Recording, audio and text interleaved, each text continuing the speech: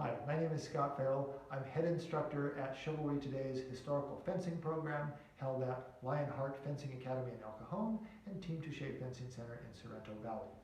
This short introduction and orientation video will give you some of the details that you need to be aware of as you begin training with us in our weekly historical fencing sessions. The details of class structure and what exactly you'll be learning we'll go over with the instructors when you arrive, but here's kind of the details of what it is that you're going to be learning with us, what you should know before you arrive and begin your training.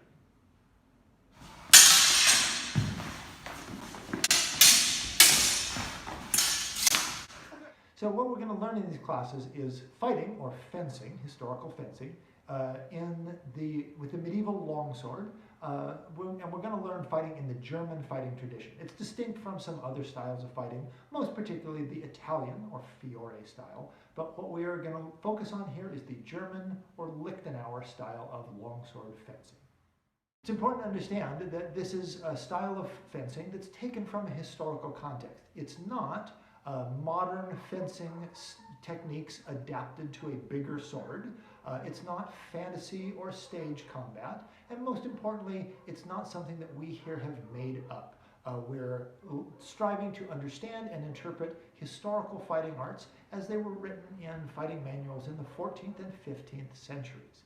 And it's that word, interpret, is an important one, because these books were not written like we would think of martial arts books today, where you could go to a bookstore or get a book or video and learn the martial art in its entirety.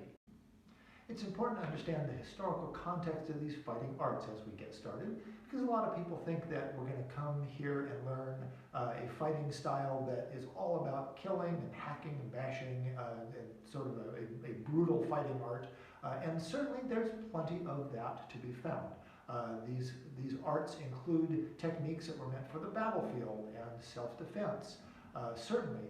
But they did martial arts back then for all the same reasons that we do martial arts today, which is to say, not just for self-defense, but also for dueling, for tournament and sport, for enjoyment, for physical fitness and recreation. And we find that there are techniques involved in those and what we're going to learn as well. So a lot of times we'll get to a technique and we think, well, gosh, that wouldn't kill somebody.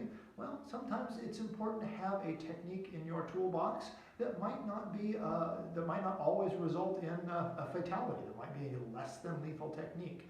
So it's important to understand how they applied these fighting arts so that we can understand how we can apply them today as well. Good. There are a lot of schools out there that teach the historical fencing or fighting arts, and it's important to understand kind of where our group falls within that spectrum. On one end is what I would consider to be the scholastic or academic groups. They study the historical source material, and their goal is really to reproduce that very strictly, to understand what these manuals are showing and depicting, and they do very little in the way of sparring or free play. On the other end is what I would consider to be a sporting or tournament group. Their goal is to compete in HEMA sports, and they study the fighting arts, but really only as much as it kind of helps them to do well in their competitions.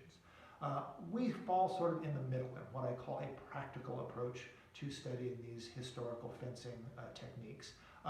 We certainly study the historical material, but our goal is to put those techniques into practice.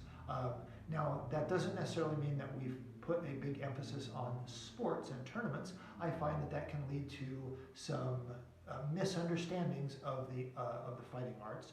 But we do study this with the intent, with the approach of being able to put it into practice against our fellow students here in our classes. This is not the kind of group where we're going to get together at the end of a training session and compare bruises and brag about who hit who the hardest.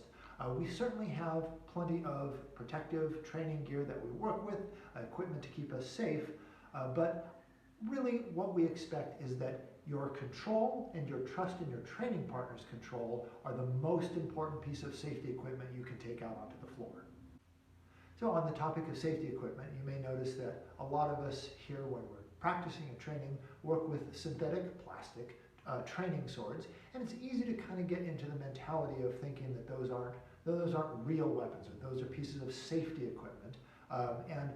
This is one of the reasons that we emphasize that no matter what we're doing, we always treat our weapons, our swords, as if they're the real thing.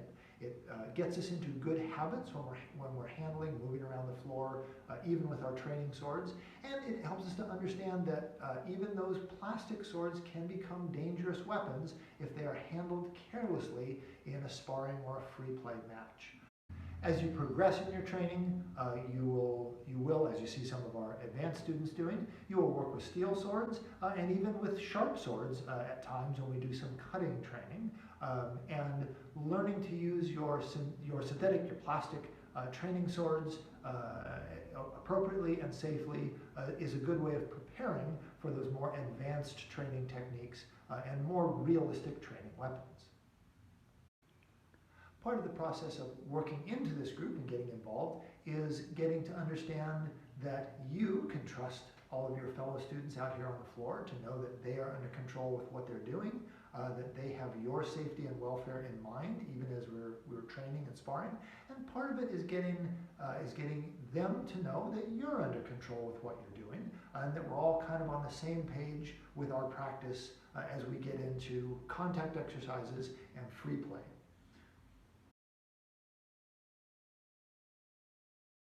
Lastly, let me emphasize that we strive here to create a culture among our students of confidence and safety and inclusiveness.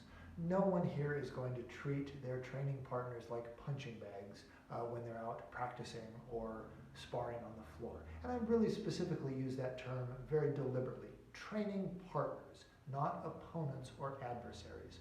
Our goal here is to create a situation where everybody, from the most advanced student to the newest beginner, seeks to improve their skill out on the training floor with every lesson, every class that we do.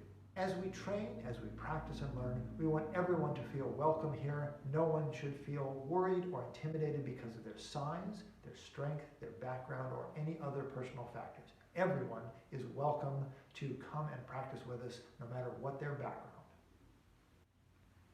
To wrap up, thank you for coming to join our training sessions. I hope you find this to be as intriguing and enjoyable a recreational activity as the many students of ours who have been training with us for years. We look forward to meeting you and having you as part of our classes here at Swords of Chivalry.